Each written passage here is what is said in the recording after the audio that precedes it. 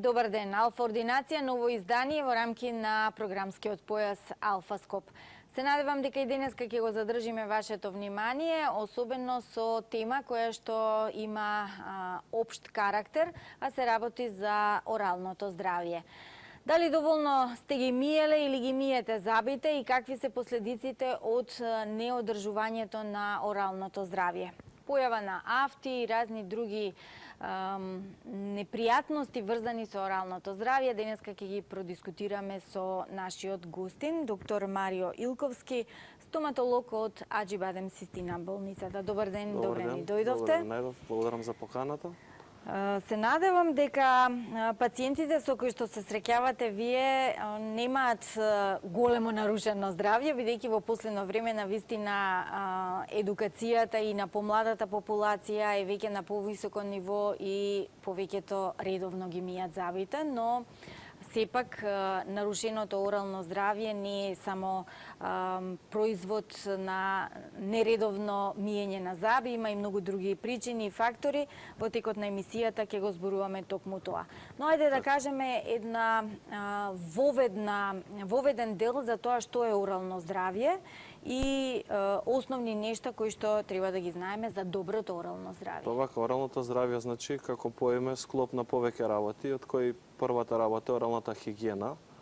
Значи, потоа втората работа е редовната посета на стоматолог, редовните контроли и едукација и примена на советите од стоматологот што ги дава на пациентот. Значи, како што кажав, најбитната работа е редовно четкање на зъбите, како и посета на стоматолог редовно, односно. Што значи тоа редовно посета на стоматолог? Ајде да се фокусираме на... Редовно посета на стоматолог значи да пациентот не чека да му се создаде некој проблем, да почне да го боли зъбот или да има некоја причина за да го посети стоматологот, него значи тоа да го прави редовно. Мој совет е да биде 2 пати годишно, ако има потреба и повеќе, значи кај што ќе се направи еден редовен преглед, чекап на устната шуплина, на зъбите, на непцата и да се утврди дали кај пациентот има настаната некаква промена за да продолжи со понатамошен третман. Така. Кога велиме нарушено орално здравје, на што мислиме? Значи, кои се симптомите на нарушеното здравје орално? Што се јавува како симптом? Па како симптом има повеќе работи. Значи, еве да кажам, најчеста работа ние што се соочуваме, значи повеќето пациенти доаѓаат со симптом на непријатен мирис, со симптом значи на крварење при четкање на зъбите.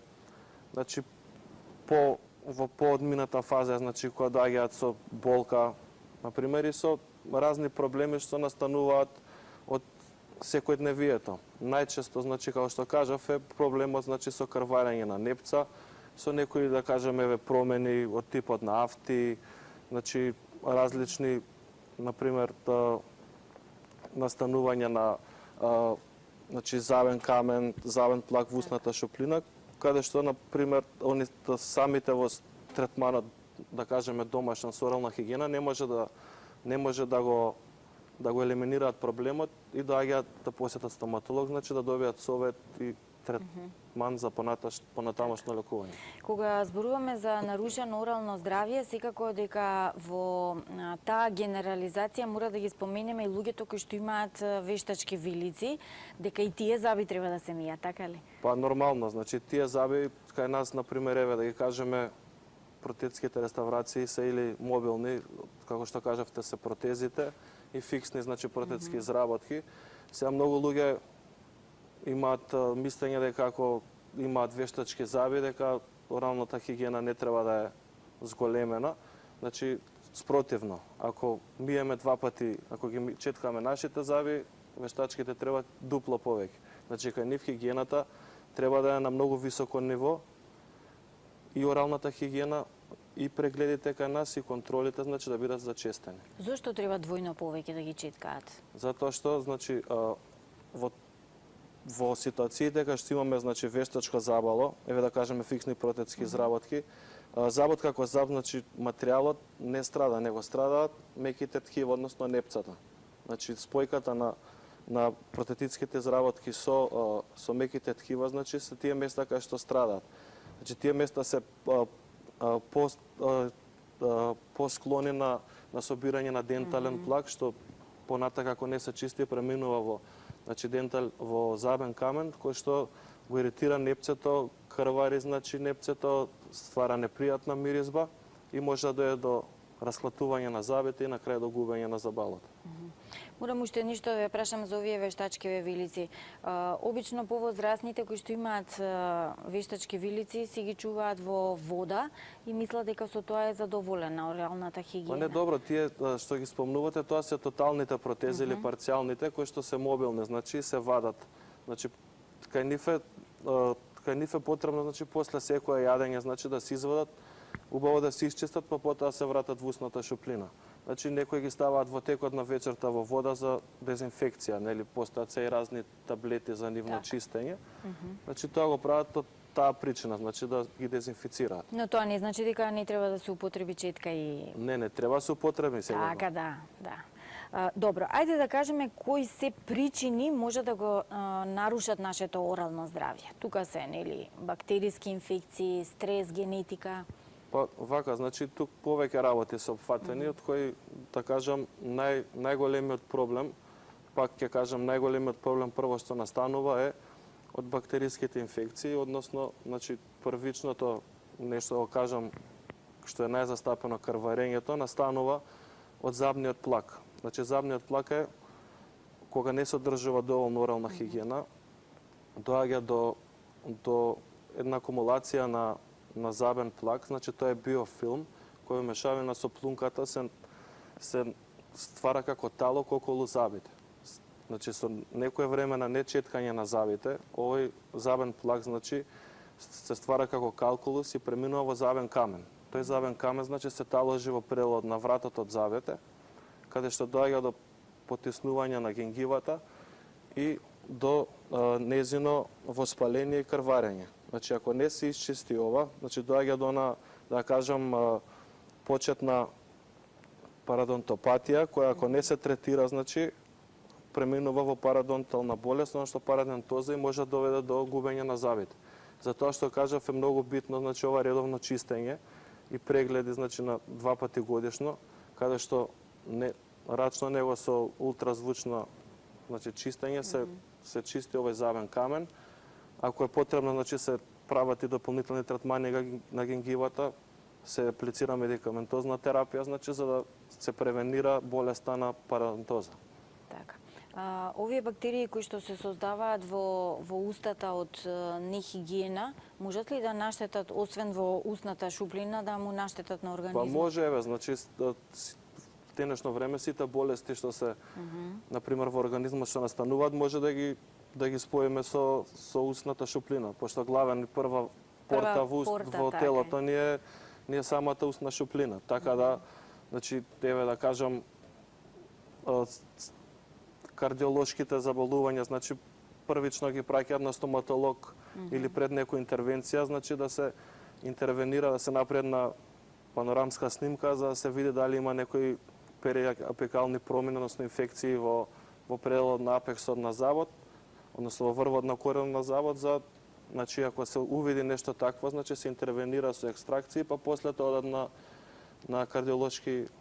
хируршка кардиолошка интервенција. Така да многу заболувања ги спојуваме со устната шуплина. Значи и обратно, како што може и други заболувања во организмот да дадат, значи да ни дадат некоја слика во промена во генгивата или во забите. Добро, причина повеќе за да ја одржуваме. Да, хигиената на повисоко ниво. Така да. Што е со стресот? Може ли да биде причина за Па и стресот исто така може да биде причина, значи како и за многу работи, така и за промени во устната шуплина. Најчесто значи најголем причинител се да ги кажам бактериските инфекции. Тука исто директно застапена, да кажам, во парадонтозата, значи наследството, односно генетиката, а од другиве што се, да ги кажам, причинители, највеќе бактериската инфекција застапена. Значи, како што кажав, во делот на создавањето забниот камен, а исто така и во делот на создавање на денталниот кариес. Значи тука директно ни е застапено бактеријски, односно бактеријата Streptococcus mutans, која што директно причинител за кариес.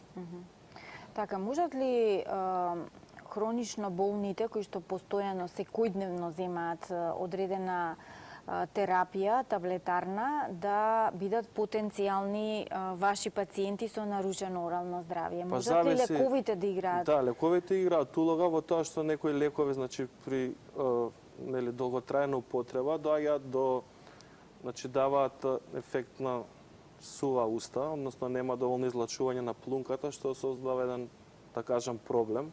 Пошто нашата устна шуплина си има своја пеха средина. И ако се намали пехата, значи станува една кисела средина настанува во устната шуплина, каде што имаме зголемено размножување на бактерии, значи киселоста влие директно врз забите со попуштање на глекта и настанување на дентален кариес. Така.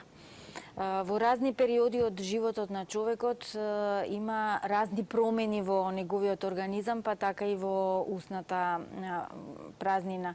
Што е, да речеме, со бремените жени? Како тие треба да го одржуваат оралното Па вака кај здравје? бремените жени, значи оралната хигиена треба да е на едно повисоко ниво, затоа што значи во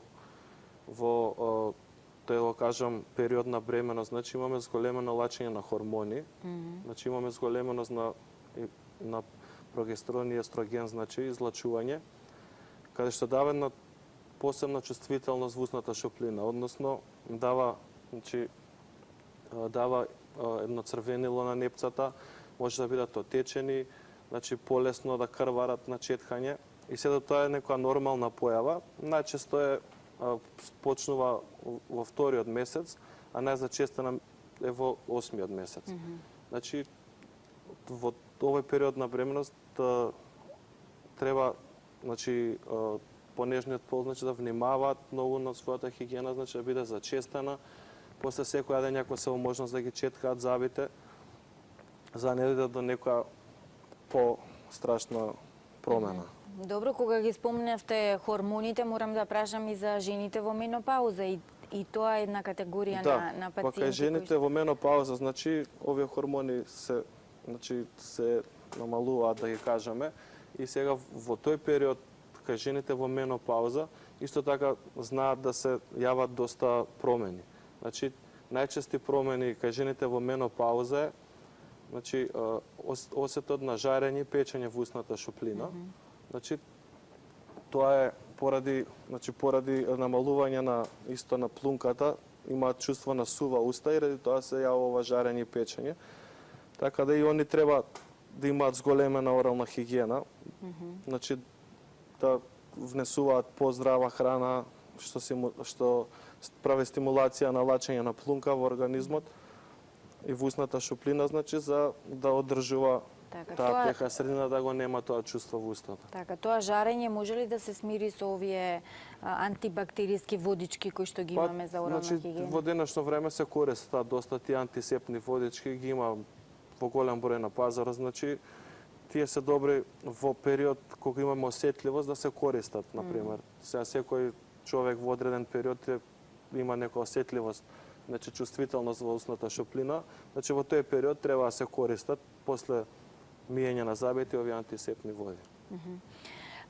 Сега морам да прашам да се вратиме малку назад кај децата. Тие од најмали нозе треба да се учат да одржуваат орална хигиена. Да го чуеме гледачот, па ќе ми кажете кога да почнат децата со орална хигиена. Добар ден. Ве слушаме, повелете. Добар ден. Добар ден. Да, повелете. На Савале многу да се суши грлото, тоа уста. Викам на Савале многу да се суши грлото, тоа уста ко мрежа да имам грлото. Добро, малку погласно само за да ве чуеме. Наутро имате сува уста, добро? Да, ко да имам мрежа во грлото, така. Добро. Прашувате што може да е причина? Да. Добро. Тоа е причина. Значи, Битна ли е возраста на... па ако може да не каже Да, колку. колку години имате? 60 Како? 60 лета. 60. Добро. Слабо го слушаме. 60 години? Да. Па добро, сега причина може да бидат поразлични. Сега не знаеме пациентот значи дали има некои да кажам симптоми нарушени, дали е пушач, дали значи каква исхрана користи и сите тие работи. Обично, например, речех дека чувствувал како сувост во И устата. мрежа во устата. И мрежа во устата. Значи, најдобро значи, во вакви ситуации да посети стоматолог, значи да се види, значи еден преглед да се направи, да се види за што се работи, за да може да дадеме една правилна диагноза. За суват уста, значи, треба да се користи значи да се користат овие води за плакнење, исто така се внесуваат доста течности, како вода, сокови, значи природни, зеленчук. Овоше, значи, за да се види и прегледот е најбитен, значи да се види за што се работи, што е причината. Обично, значи, може да бидат разни промени. Добро. Пред малку прашав кога да се почне со орално здравје, на која возраст е добро? Па најдобро. Значи јас ги советувам родителите, значи дечињата после една година од возраста да ги донесат на стоматолог, чисто да ги видиме запчињата, да се запознаеме, мислам да им се створи една навика, еден пристап. Сега ние на нашиот оддел обрнуваме доста внимание со работата со деца. Значи имаме еден посебен пристап, така смирен, значи каде што Да не биде посетата на стоматолог да не биде стресна. значи стресно, да оставиме причина да дојде и втор пат и трет пат и тоа да стане интересно. До сега гледам ни се враќаат причињата, да. Така да мислам дека сме ставиле добар впечаток. Значи сепак еве да кажам и уредувањето на нашите ординации така значи не е значи по-благо, така нема она како што беше порано кога ќе влезете во ординација па да го сетите на мирис на стоматолог. Плюс имаме значи интегрирани телевизори каде што им пуштаме цртани. Значи целата посета им е како една забава. Така. Како една забава. Сега да ги опуштите да си и доаѓаат уште од порана возраст, значи не мора да биде тоа интервенција, да дадеме совет, значи како да ги четкаат зъбите, за помладите мајки како да ги одржаваат. Значи тоа е многу битно, пошто сега децата, да кажам, еве, од една година и да сакаат сами не можат да ги четкаат зъбите. Значи тука треба да играат главна улога родители. Да, значи мора да им се дадат совети како, значи пијат млеко, сокови, значи после секоја внес, например, млекото, соковите имаат шекери, значи мораат зъбите не да се исчеткаат, али да се пребрешат со една стерилна газичка, со обична вода, или да се напие детето вода. Значи има многу работи што треба да им се дадат како совет, за понатака да можат децата така, да да си биде тоа продолжат низ игра, предпоставувам, за Па да, се е така, значи сега кај повозрастните, нели, секоја интервенција завршува со некој поклонче, со нешто такво, значи за да оставиме простор да се вратат. Така. Има уште една фаза во животот на човекот, а тоа е во пубертетот, кога се мали пијат млеко и сокови, па треба да се одржува хигиената, а веќе во пубертетот за жал почнуваат да пушат, да пијат. Имаме друг проблем сега со пубертетлиите. Битна ли е оваа фаза за одржување на оралното здравје? Па битна е, да. Значи сите фази се битни, тука е најбитно, пошто еве, да кажеме во пубертетот повеќе кај женскиот пол, исто така нели доаѓаат до оние хормонални да кажам дисбаланси, значи промени со зголемување на тлачењето на хормони, така да и тука се уваат тие промени на крварење на непцата, значи на црвенило, осетливост. Значи сите овие фази требаат исто да завршат со добро орална хигиена и посета на стоматолог за да се интервенира, да се даде третман или во најлош случај терапија некоја што треба да се прими. Така.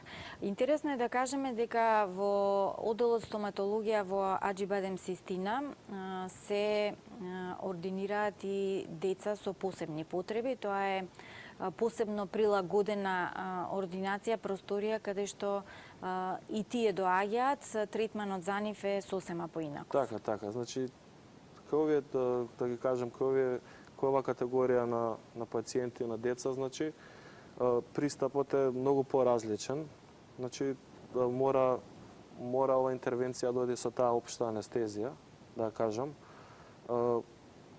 каде што процедурата, значи, нели, се прави анестезиолошки преглед, пациентот, ако е се окей, доаѓа и целата интервенција се одвива во општа анестезија, значи, каде што, нели, пациентот се успива, а ние работиме тоа што е неопходно, односно, во таа интервенција средуваме се што треба, значи, од првично пломбирање на зъбите што се расипани, до чистење и ако има потреба на крај, значи, екстракција на некој зъб што не може да се спаси.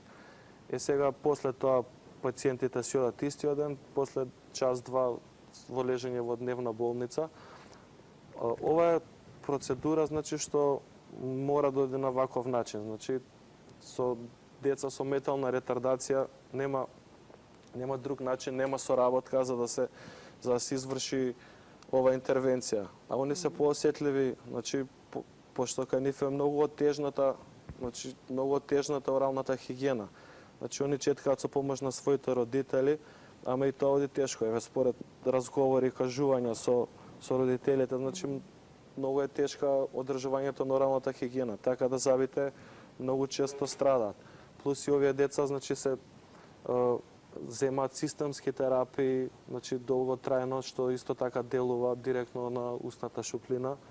Така да, јас советувам... Ќе препорачаме за родителите со вакви дечиња да ја посетат Аџибадем Систина. Ако не е еден разговор, чисто за да се запознаат, да им објасниме што и како. Така, имаме гледач, да го чуеме. Добар ден. Добар ден. Повелете. Може да го прашам докторот за зъби што јас сум 55 години. Добро. Пред една недела правив ја снимка. Јас порано сум ги ставил ја зъбите, ама сега сите ми мрна, знаеш, ми падне сум работил во странство. И сега снимка ми направил CD. Сите треба да вика да се вадат, да се стават нешто друго. Ама јас сум алергичен, плюс ако кој ќе се става тоа, годините кој ќе иде тоа, дали ќе ми шкоди тоа. И скапо, и дали ќе може вика 2000 евра, чести да ми става тоа од бронза вика. Колку вие да дојде, у која болница вие работите, во Скопје или каде? Во Аџибадем Систина, Скопје. У Стисина, Да. Да ми каже дали може да ми служи тоа, например, 4 вика штрафа ќе се стават у уста, увелиците 2 од долу, 2 од згора. И ќе се стави увелица 2000 евра ми ќе каже. Дали е могуќе тоа? Еве, ќе го чуеме докторот што вели, за цени не зборуваме, ќе се јавите во Систина и ќе прашате колку чини, а сега докторот ќе ви каже дали може тоа да се направи. Значи, вака, сега што го разбрав, гледача што се ова, неговите зъби се луксирале, како што го чув, направил снимка. Значи, чим му рекле дека треба да се вадат, чим луксираат зъбите, треба да се вадат и најверојатно му е предложено да се стават импланти. Значи, тие што ги кажа како штрафови, значи тоа се импланти. Вака, значи имплантите се една процедура што во денешно време се, да кажам, доста добра работа, значи доста застапена работа, што представува директна замена за изгубен зъб во устната шуплина. И сега, имплантите како импланти, морам да напоменам дека за да се постават, треба да имаме услови. Значи, најбитно е да има услови за поставување на импланти. Значи, ако имам услови, овие импланти кои ќе се постават, они се долготрајни. Значи, и се заменат директно за завод.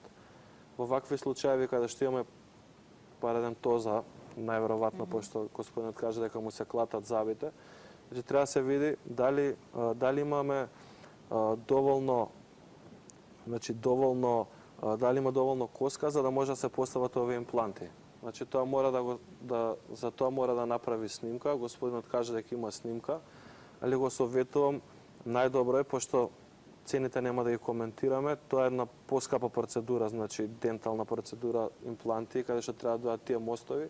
Значи треба да си направи една снимка, 3D снимка, каде што убаво ќе се види, значи целата вилица, се не знам дали се работи за горе или за доле, значи каде што ќе се види целата вилица, структурите, значи забите, значи за да може да се направи еден добар план околу целата ова интервенција.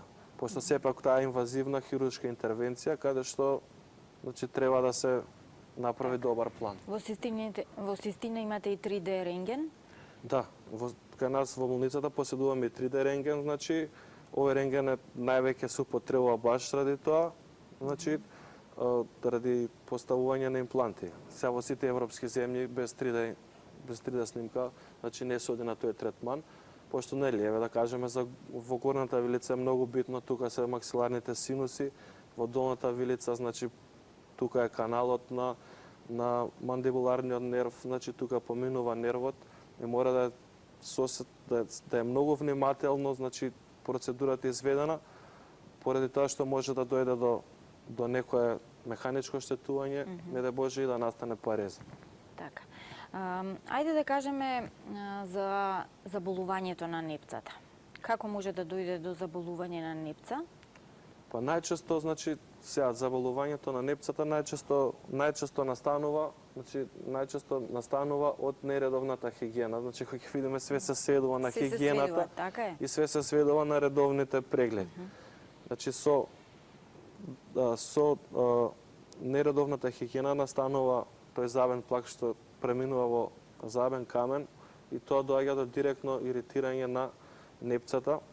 Ако не се третира, значи понатаму настанува на почетна пародонтопатија, која ако не се третира, доаѓа до парадонтоза, односно испаѓање на забите. Исто така тука може да приклучиме генетиката. Значи директно парадонтозата, да кажеме во голем број каде што некој родител ја имал, значи се јавува и кај детето во постара година.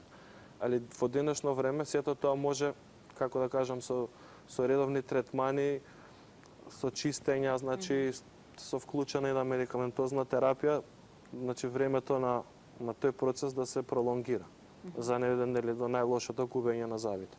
Така. Дали појавата на афти е да речам заради недоволната хигиена или може афтата да биде производ на нешто сосема друго? Па може да биде значи на нередовна хигиена, значи но може да биде и сама по себе да се појави. Значи афтите се едни промени кои што да кажам повеќе настануваат во текот на младоста, рецидивирачки, што се после тоа се јавуваат и во текот на останатиот дел од животот. Е сега таа една промена, значи што настанува во устната штоплина, значи тоа е во округла форма, значи што има некротично дно и околу се претежно во овална форма и околу овалната форма имаме црвени издигнати равови. После, да кажам, вториот, третиот ден се најболни. Значи, може да бидат малечки афти, значи до 1 сантиметар и тие се афти, минорни афти, што ги викаме, мајорни афти, значи поголеми. Овие се, да кажам, доста болни.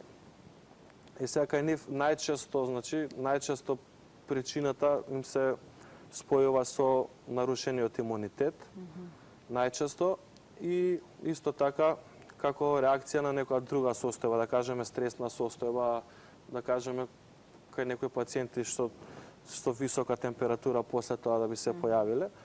За нив нема, значи, да кажеме симптоматологија што е причината за нивно настанување. Најчесто се поврзуваат со овие работи, анемично, значи авитаминоза, така да повеќе причини има. Е сега терапијата за нив е исто така симптоматска, немаме некоја генерално, поминуваат од 10 до 14 дена. Јас знам велат на мачка и си афтата со мед и ќе помине. Дали медот вистински помага или не, ама еве краткотрајни се за среќа, не треба. Па добро, сега, значи, има сега доста препарати нели, на база на прополис, значи Или некои прополис, масти, да, што се користат за нивно лечење. Така да, они сами по себе поминуваат, само треба од 7 до 10 дена за повлекување. Многу луѓе се борат со еден проблем, а тоа е лошиот здив. Имате ли решение за нив? Како се третираат тие? Сигурно пациенти кои што доаѓаат кај вас имаат таков проблем, може би некогаш е расипан зап, може би е... Значи, различно. Сега, лошиот здив, познат како халитоза, значи е често застапен. Што кажав, ти причините се различни. Значи, може да биде присуство на забен камен, на плак, може да биде расипан зап. Најчесто, значи, мирисот исто многу има влијание, значи, храната. Значи, со што се храни личноста, значи.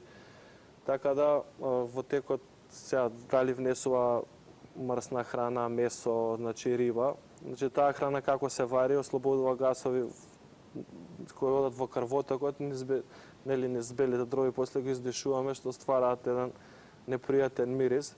Значи тоа е една причина. Втора, значи воспалението на непцата, да кажем стоматит, гингивит, значи исто така дава еден непријатен мирис.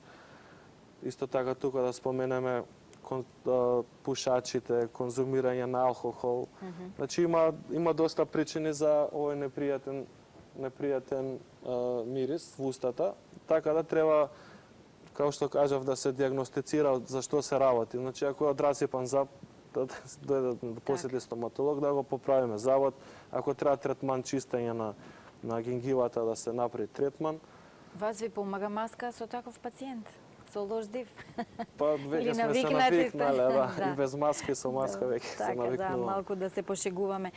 Како да се третираат тие пациенти, освен еве ако е причината за расипан, ќе го поправи завод, но има пациенти кои што Па така, сега во денешно време има веќе гуми хронично им жвакање, има станува. спречења за уста, има антисепни водички, значи има Тоа е таблети. решението. Значи има таблети што се пијат, да кажеме, кој има непријатен мирис, се пијат, например, се пие таблетата после јадење, например, на некоја тешка храна со мирис, за да ги неутрализира тие мирис. Во денешно време има дентална козметика, јас ја викам, доста застапена секаде. Да, убав термин, точно дентална козметика, тука и конецот и тие Па конецот, дентални интрадентални четки, значи електрични четки, пасти, значи Не треба да штедиме мал на тоа. милион антисепни водички, значи порано Ги спомнавте пастите. Кога купуваме паста за завин, на што треба да внимаваме? Има навистина голем избор. Па зависи сега, значи на што ќе дадете акцент. Значи дали имате проблем со крварење, ако имате проблем со крварење, ќе си земете медицинска паста со активна супстанца, например. Ако имате осетливост, ќе си земете сензитивна паста. Значи има со флуор, со калциум, зависи за која намена. Сега Јас по грешка еднаш купив паста која што беше солена. Зошто е таа паста? Па За добро, каков проблем? Не беше вкусна, баш. Обично, значи, има сега пасти различни. Тие што се активна супстанца, да ги кажеме ние медицински, тие се пасти што не пенат многу, немате чувство на свежина која ќе исчеткате, а помагаат, само чувствувате како ви се собрани меките непца, меките ткива како се собираат. Значи, имате пасти сега со сода бикарбона, со сол внатре, значи на различни куќи и различни пасти. Се зависно за која намена ви треба, за таа ќе си И купите. кога зборуваме за пасти, морам да ве прашам и крварењето на непцата. Кога крварат непцата, обично тоа е при четкање на забите, кога ги миеме забите. Некогаш крварат и кога зборуваме, едноставно немаме четка за заби во устата. Што е проблемот? Проблемот е што треба да се посети стоматолог во тој случај, значи тоа е една напредната фаза, да кажам, на таа парадонтопатија, значи кај што имаме крварење на непцата од вомирување, како што викате еве. Друго е причеткање, значи тоа е еден знак да посетите стоматолог. Значи дошло време да се исчитат забите, да се направи третман на гингивата. Али сега вомирување која нема иритација, да кажем, еве, која четкаме, иритираме малце од малце. кога имаме крварење во мирување, значи тогаш е алармантно, треба да си посетите стоматолог да види за што се работи. Така. Има повеќе причини? Велите алармантно? Алармантно типот на тоа што веќе кога крвари гингивата во, значи, во мирување, мора да се види што е причината. Дали е причината некое воспаление локално. Може ли да биде од недостаток на некој витамин? Па обично значи многу помага кај крвањето витаминот С, што го препишуваме значи да се пие. Јас би го кажал како секојдневен витамин. Значи витамин, намалени витамини од Б групата, да ги кажеме, али најчесто не даваат, значи намаленоста на витамини не даваат до Такви симптоми. толку голема слика за вомирување да крварат непца. Сепак се работи за некој проблем поголем. Неколку пати во теков на разговорот спомнувате исхрана. Каква исхрана препорачувате за добро орално здравје? На децата им бранат некои бомбони, лижавчиња и такви работи. Оправдано ли е тоа или треба да ги оставиме да се радуваат на тие? Па е оправдано ради тоа што значи сега јас не би сакал да им забраниме да каснат и чоколадо или да се напијат сок. Значи се тоа се не е добро поради тоа што значи да кажеме чоколадата, соковите содржат шеќери, кои што шеќери се задржуваат на зъбите, делуваат врз пеха средината во устната шуплина и директно влијаат на зъбите со нивно разградување, па потоа создавање на кариозни лези. Така да затоа реков мора еве кај децата после внесување на чоколадо или на сокови, значи на работи што содржат шеќер, или ако не се во можност да ги измијат зъбите, најдобро да ги измијат, значи родителите ако може да им ги пребрежат, да се напијат вода или да исплакнат за тие шеќери да не се задржат директно врз зъбот. Тоа веројатно важи и за возрастните, нели? Па и за возрастните, али пак кај дечињата е таа млечна дентиција кај што зъбите се поосетливи. Добро, дали и вие стоматолозите како и нутриционистите препорачувате свежа храна за добро орално здравје, зеленчук и овоше, или заради шеќерите во овошето треба да го намалиме? Па не вака сега, реално значи да кажеме овошето и зеленчукот се треба секојдневно да се внесуваат. Да кажеме кај она популација што што пие цедени сокови, например, и јас сум еден од нив, значи секојдневно, значи кај што се пијат оние цитрусни сокови, имаме еве да кажеме кај лимонот и цитрусна и лимонска киселина која што е доста јака и разорувачка и влијае значи врз зъбот. Значи најдобро е после внесување, односно пиење на таков сок да се или да се исплакнат или да се измијат се ако сме дома, ако имаме можност, или значи да се исплакнат жуборка со вода, или сега кај некои препорачуваме што внесуваат поголема количина да го пијат сокот со цевка, значи да нема додир со зъбите. Исто така внесување на млечните производи, значи они се богати со калциум. Калциумот е храна нели за коските и за зъбите. Салати, овоше, значи истата онаа поздрава исхрана. Така. Постојат ли некои превентивни мерки за добро орално здравје? Па превентивни мерки, значи редовното четкање на зъбите, посетата, јас би кажал, кај стоматолог 2 пати годишно, значи за да стоматологот увиди дали има некаква промена или не. Зошто? Затоа што со секојдневното доаѓање на прегледи и на контроли, значи ние може да увидиме дали има некоја промена. Значи ако кај пациентот увидиме дека се е како што треба и дека треба да кажеме да помине со едно чистење на зъбен камен или полирање на зъбите и не увидиме значи зъби кои што се расипани или со кариес, значи кај тој пациент до следната посета не би можело да се деси кој знае што, значи да настане некоја промена огромна. И да има нешто, значи тоа ќе биде минимална процедура. Еве да кажеме, многу е полесно да увидиме некоја почетна фаза на кариес, каде што интервенцијата ќе биде со чистење и пломбирање, него останување на зъбот, значи во на крајна фаза, што би рекол. Значи, треба да се посети стоматолог редовно, а не да се чека ме заболе забот, па сега ќе одам на стоматолог. Пошто тогаш и временски, значи и третманот, да кажам, па и на крај финансиите се поголеми и интервенцијата, односно третманот на лечење ќе биде многу подолг. Така. Да кажам, понекогаш ние се трудиме да бидат успешни, ама сега има ситуации каде што значи забот е во терминална фаза, мора да се вади. Тоа што значи дека утре ќе треба да се надокнани, дали со имплант, дали со некоја протетска изработка. Колку луѓето во Македонија водат сметка за своето орално здравје? Имате ли податоци? Се водат ли статистики во нашава земја за такво нешто? Статистики сигурно се водат. Сега да кажам, за разлика од порано, мислам дека е зголемена малце културата на ниво. По тоа што, значи, еве, во денешно време ни е достапен интернет, значи имаме доста едукации, вака и вие која што правите емисии, каде што може да слушнат директно на телевизија.